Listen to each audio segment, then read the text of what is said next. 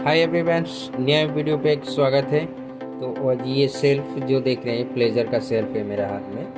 तो इसमें प्रॉब्लम क्या हो रहा था, ये सेल्फ जो है, सेल्फ स्विच जैसे ही क्लिक करता है तो अजीब सा एक आवाज़ आने लगता है इसमें, खर्र खर्र करके एक अजीब सा आवाज़ आने लगता है। बट ये सेल्फ घूर रहा है, सेल्फ ठीक ही है, बस आवाज़ उठ रहा है। चलिए आपको आवाज़ भी दिखाते हैं और ये सेल्फ घूर रहा है कि नहीं ये भी चीज़ दिखाते हैं। तो इसको बैटरी एक ज़रूरत पड़ेगा।